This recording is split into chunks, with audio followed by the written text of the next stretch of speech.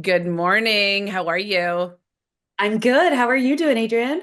I am awesome. Very excited to chat. I think we've been playing phone tag, Zoom tag, email tag for about a year. You and I met back in, oh my goodness, it was this year. No, it was 2024, excuse me. Oh, Go for the Greens in FLA, which was awesome. We were kind of passing ships in the night. But you are incredible. I think you are a rock star. You have done so many things for so many women and so many incredible humans. So, for our audience who doesn't know who you are and what you do, can you share a little bit about yourself today? yeah, of course. I'm Camille Burns, and I'm the CEO of the Women Presidents Organization, or the WPO. So, what we do is we provide peer advisory groups and essentially a community of women that are running multi-million-dollar companies. So, the reason we do what we do is that women own many companies. In the United States, women own about 40% of the companies, and I don't know what the statistics are in Canada. But only about 2.3% in the US generate over $1 million. And the numbers are similar in Canada. So when you're looking at women-owned businesses, not very many ever get to that $1 million mark.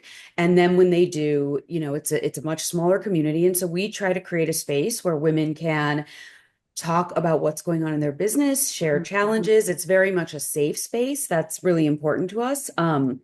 So they can grow and scale their companies and overcome whatever they're dealing with. I love that. It is so incredibly needed. And, this is all about you, but I do want to just touch on something you talked about because I just wrote a blog for LinkedIn about how lonely it is at the top. And I know that's such a cliche, but especially for women. And I'd love to hear your take on it. Even myself being an eight-time founder and being in these incredible networks in the beginning, I never had that camaraderie, right? And I always thought I had to be industry specific. And, many decades ago, I realized the community, if you will, is so incredible and is so necessary. And just because you're not in engineering and you're in jewelry design or whatever the case may be, it is so incredibly unique to women, some of the barriers and the issues that they're facing. And so you really sort of honed in on this. How many years ago? I think it was 24 or 25 years ago, you honed in on that and just became. Oh, I'm sorry. We were just talking about dogs, and I see your shepherd peeking in there. Okay, we're going back to that beauty in a minute, but so distracting. I'm a I'm huge. sorry about that. Oh, please don't be sorry. I love it. It's funny. I had to move my dog. I've always had shepherds, and I had to move my little Frenchie over there because you can hear her snoring. But anyways, we'll talk about that in a second.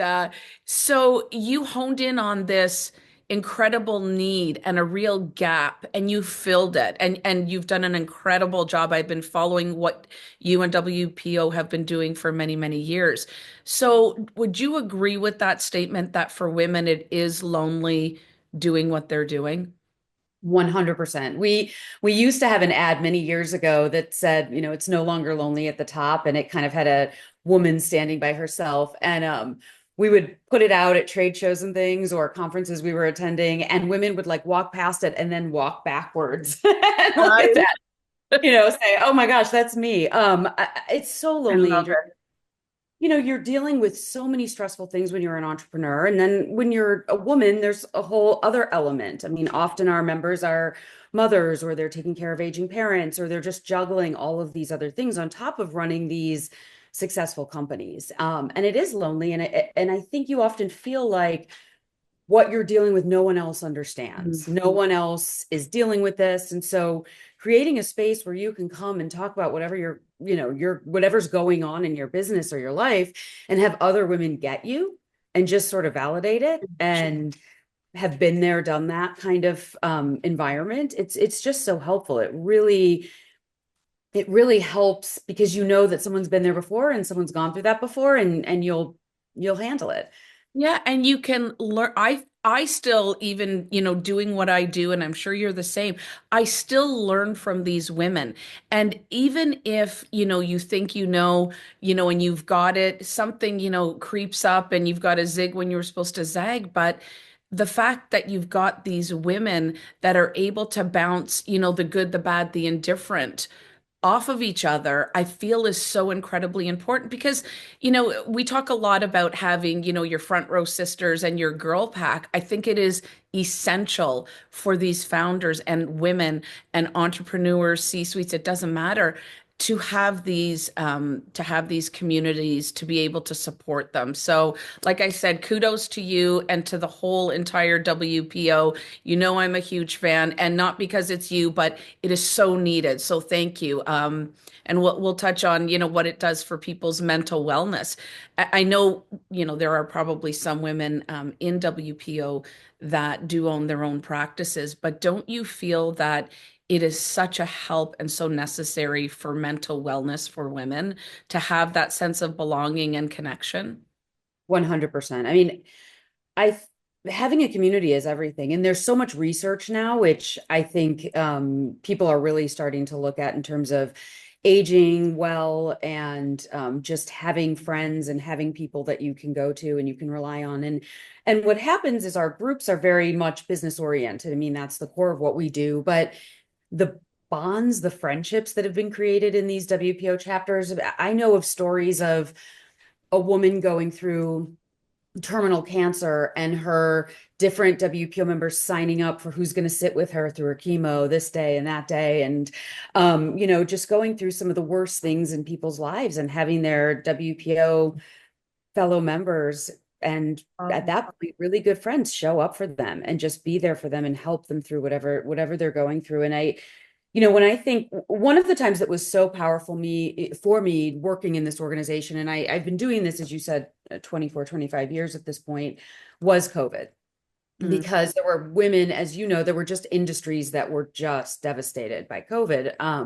And watching their fellow chapter members rally around them, okay, we're going to help you pivot. We're going to help you get through this. We're going to help you come up with new ideas. And we really didn't have a lot of members who went out of business. And I think so much of it was just having these other women that weren't going to let you down. yeah, and oh, I love that. I have the goosebumps. That is so powerful. Often, and I know you get the same because with what we do, we're about community, we're about amplifying, we're about supporting, we're about connection, collaboration. So many times I get women saying, oh, I've tried networking. I don't even like that word. And I said, well, I don't really use the word networking either because what didn't work for you? Well, I showed up to this event, I gave out 20 business cards and nothing. And I'm like, well, what else did you do? Well, I showed up and I gave 20 business cards. And I'm like, no, no, no, no, no. I'm like, 100% of my businesses with 100% success were all built on building relationships, always. And it is building those relationships. It's not the transaction. The transaction, and if you're meant to do business, that will happen. Don't put that in the forefront. So when people tell me they've gone to 1 or 5 networking events, but there was no follow-up, no coffee dates, lunch dates, conversations, things like that, then that's why it didn't work.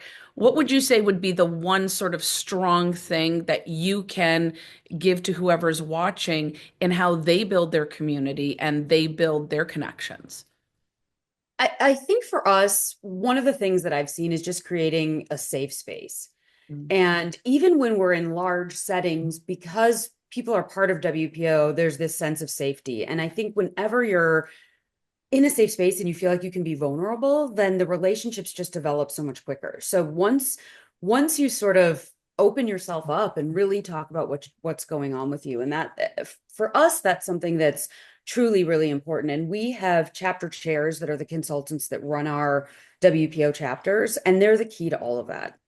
Uh, Really creating that safe environment where members can talk about whatever's going on. They can cry, they can laugh, they can just exactly. go through life and go through entrepreneurship together. And that once there's safety created, I think people naturally bond and connect so much quicker. And I'll tell you, just a couple nights ago, I was moderating a session we were doing in Louisville, Kentucky. And the two panelists were WPO members, and the room was pretty much all women. And they just immediately started really opening up about what was going on with them, what had happened in their businesses, how WPO benefited their organization or themselves as a leader. And then you saw that the audience, everyone was opening up and everyone was just kind of having these deeper conversations, because all you need is one or two people to sort of be vulnerable for everyone to create that kind of space. I love that. And, so true. People aren't buying into the big brands, and, you've got your beautiful logo and you've got the name and whatnot and the longevity. I feel that with WPO and some of the other really, really successful companies, it's about story sharing. It's about authenticity. It's about vulnerability. So I really love that about the organization, that and many other things. But that, I think, like you said, is key. It's also key to personal branding, is to be able to be, people want to know who the person is. One of the reasons we're chatting now too, they want to know who the person is behind the brand, which is going to lead me to my next question. Who's the handsome fella or little girl behind you? Who's your doggy? Oh, There, that one is Vigo. And as you said, he's Shepherd, but he's also Mastiff. So he's which oh, was a surprise. We adopted him from a shelter as a puppy. He looked very much like a German Shepherd, and then he grew enormous, so I was 120 going to pounds. say that he became a horse and then it Yeah, was he literally did. Um, amazing. but he's the sweetest thing in the world. He has no idea what he looks like. He has not been in front of a mirror. Oh, I love that. And you know me, anything to do with puppies, I'm like, we're in this conversation. I'm like, puppy. It's, kind of like how dogs are like squirrel, but you gotta love them, right? Do you have more than one? I do. I actually have another one who's just kind of a mutt. We Oh, adopted from a shelter, and she's wonderful. So we're, I love my dogs. I don't have kids, so they're kind of I put well, my they are energy. your kids. I I have kids and my Frenchie is still my kid. It's funny because when I got her, the kids are like, it's funny. You used to come home and you'd bring us treats, and now it's just all about the dog. I'm like, correct.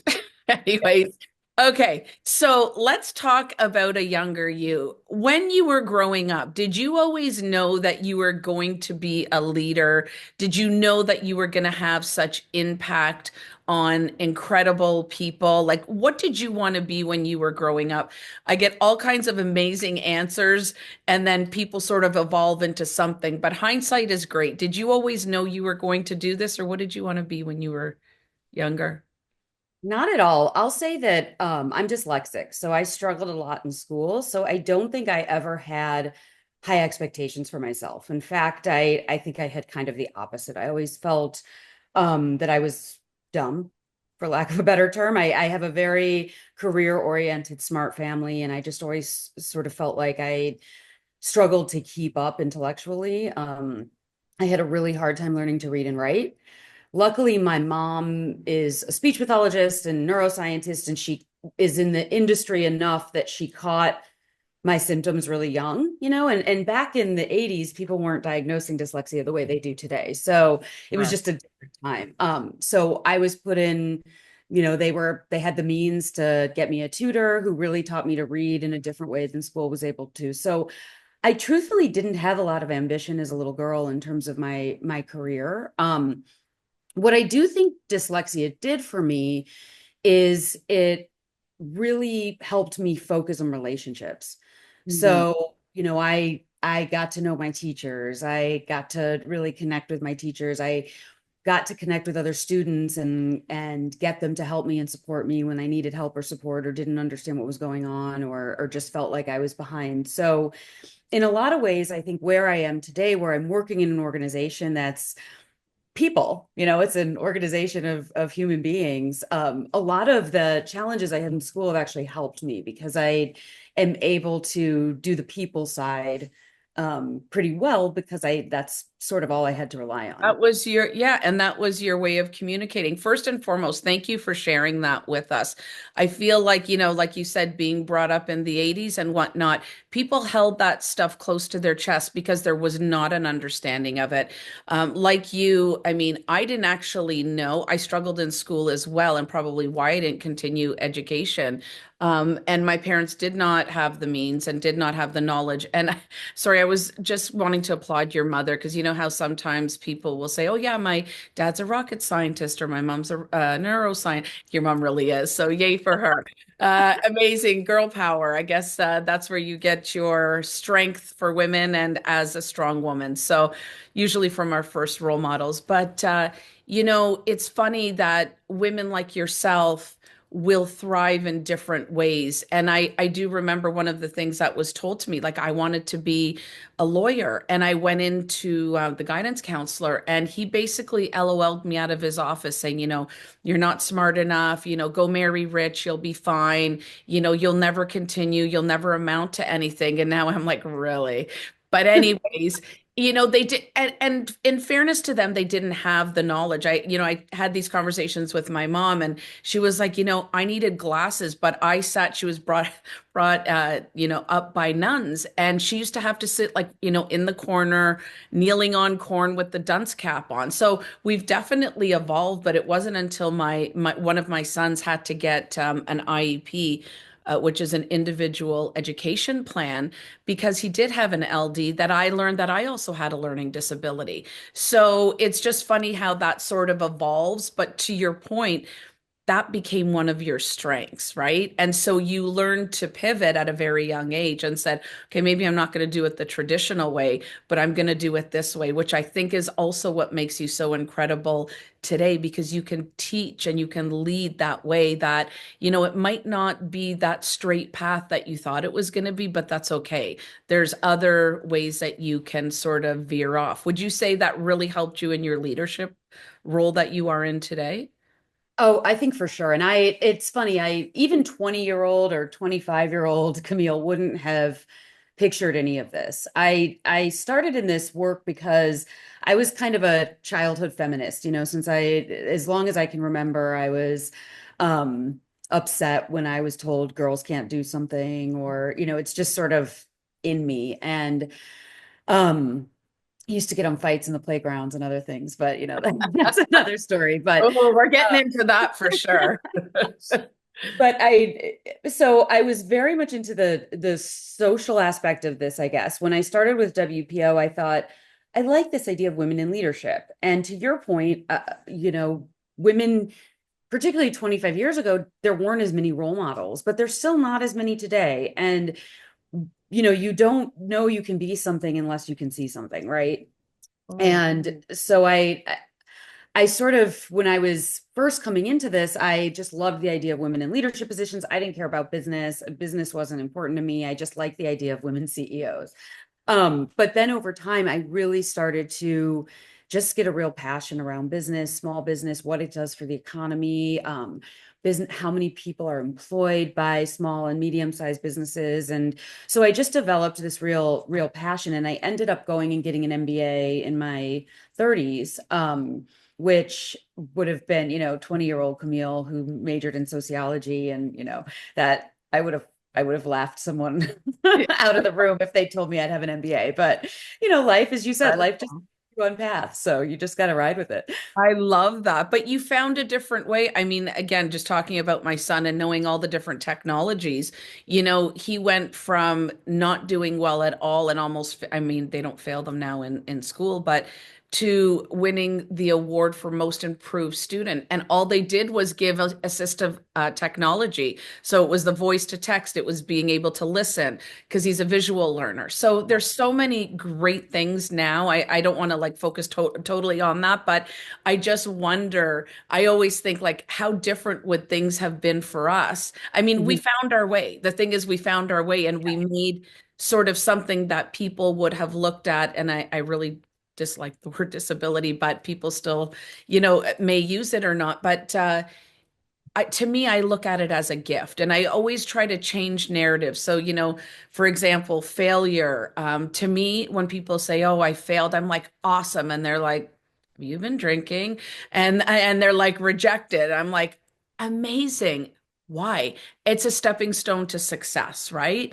And I think all the things sort of that you're sharing with us today that you've gone through could have been major failures, but it's like, what did you do with them? You persevered, right? And you kept and now you've got an MBA. Like you said, you would have never thought that before in your life ever. And so, what was the driving force? I want to ask you a really funny question because I get this asked this all the time, a lot by men. They're like, "Are you one of those feminist women?" And I'm like, well, what does that mean? I'm always curious because I know where the conversation's going. And they're like, like the man haters. And I'm like, no, I love men. I live with five of them. I have four boys and my husband. I work with 28 in this company. I'm like, absolutely not. Like, what do you mean? Like, do you like explain? And they can't explain it. So I say, I try to use humor a lot. And I'm like, if you ask me if I'm, burning my bras, I'm like, nope, the girls need them. Like, what are you trying to say? And then they get into like, we feel like we're really being, the bad guys and this and that. And so I feel that that is such an opportunity to open up conversation because they're obviously curious enough to know. I mean, if they're just being so-and-sos, which I don't get that, then fine, leave it be. But I feel like that the curiosity is so important. What do you think of having allies, like male allies for women? First of all, I'll just repeat what you said. I love men.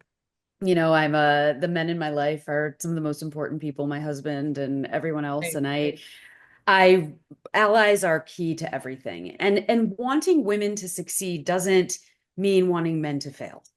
And I think there's an important distinction there.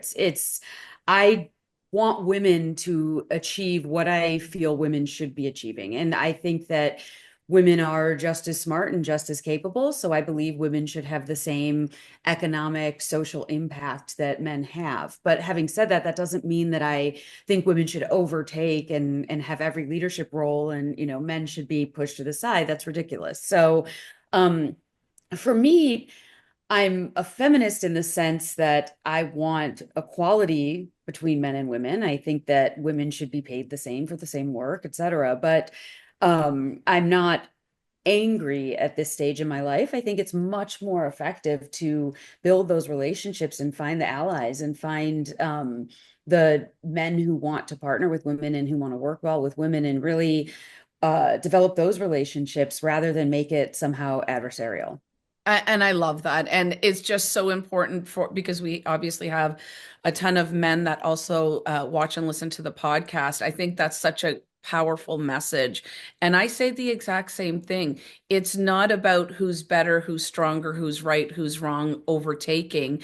It is about that unity and the equality and the partnerships that you create. And so thank you so much for sort of clarifying that for some people. And I think the Barbie movie just threw it all off too, because poor Ken was portrayed as whatever. And I was laughing. I went actually to the theater to watch it. There were so many men. Actually, there was a whole row, it looked like, of boys maybe between say 16 and 18. They were probably there for the girls, but they were still all there watching the movie. It was to me it was incredible. But anyways, so when people say things to you like what did you do sort of to get to where you are? If you had to sort of carve out one or two of your best secrets to success, and whatever success looks like to people, its success is obviously many things to many people. What would you say sort of took you to that next level?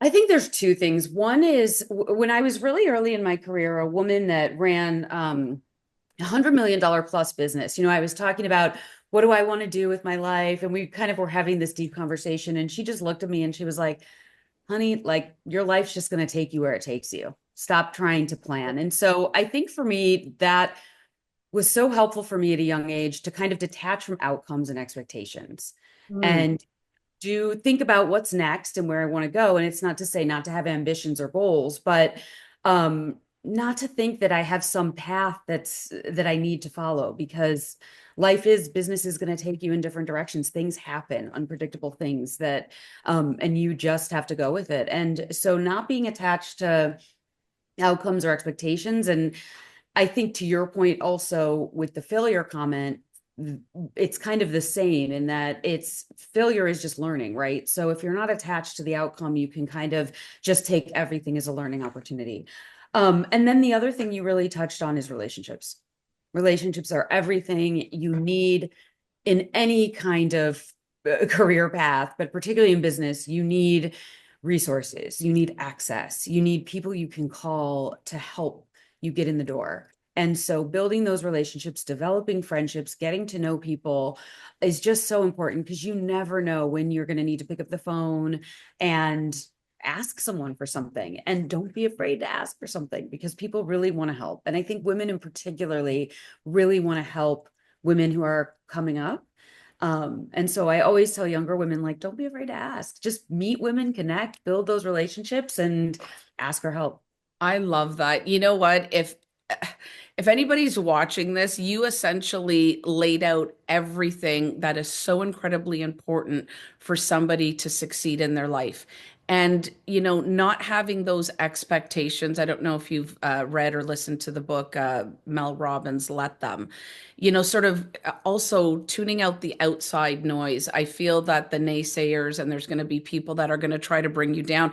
This includes friends and family people. I get the comment all the time, well, my family or, my friends. And I said, well, maybe it's time to start a new group, right? Or belong to a new group and have the people beside you that believe in you and that lift you. But not having those expectations, I love that because I feel you can have goals, you can have aspirations, you can persevere.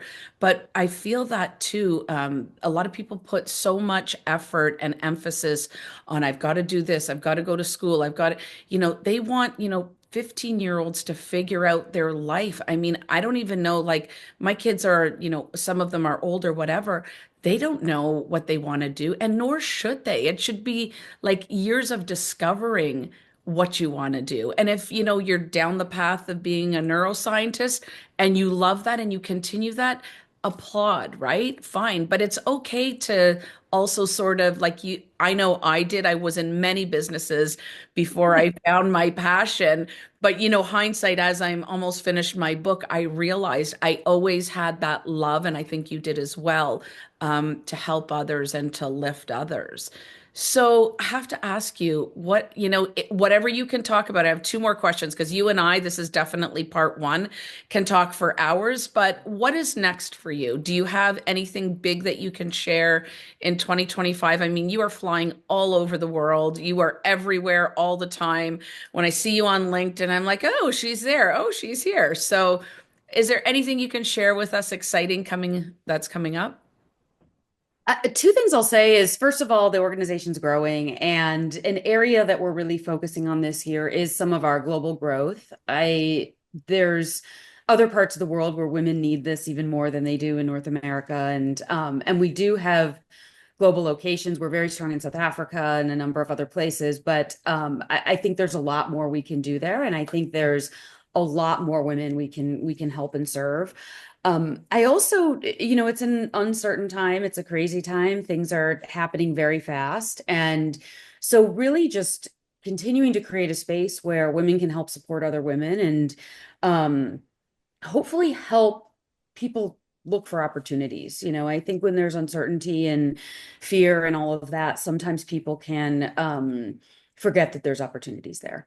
I And so that's kind of been my my mission right now is just to help people step back and say, okay, there's a lot going on, but what are the opportunities there? Because anytime that anything happens, there's opportunities. So that's kind of my other goal for the year. That's your mantra. I love that. And we all know you're going to do great things. And you're right. In times that are uncertain, I feel that even silly, but even in marketing, or maybe it's membership, or they think they need to save here or do that. I personally think it's opposite. I think that's when we need to come together. I feel like that's when we really need each other. Even during the pandemic, I mean, there's so many things that came out of that are actually positive, like doing Zoom and all the great spaces that we can now connect on virtually. I mean, I think that it's now, a lesser work week. People are doing more self-care. I think you can take the positive from a negative. It's to me, it's all mindset. Speaking of which, I'm going to ask you my last question. What does it mean to you to be unbreakable? It's sort of a powerful statement when somebody says, I'm unbreakable or I am unbreakable. What does that mean to you? To me, it means feel your feelings, let them come, and then, get up and move forward. I mean, we're all going to deal with difficult things in life. Life is not always easy. And for me, unbreakable is just getting up and moving forward. It's all we can do and trying to do our best every day. But that doesn't mean, pushing it down when you're in pain and you're grieving and you're going through the things that we deal with as human beings. It's just allowing that to happen and then getting up and, moving Moving forward. on. I Yeah. love that. So it sounds like resilience almost, right? Yeah. And that's really what I Am Unbreakable is all about is yeah, dealing with, I mean, look, there's no paved straight highway in life, right? It's all bumpy roads or a dirt road uphill. And it's about having, the people around you to support. Thank you so much. I absolutely love and adore you. Big hug. Can't wait to see you again. And thank you so much for sharing your time. Thank you so much, Adrian. Appreciate you.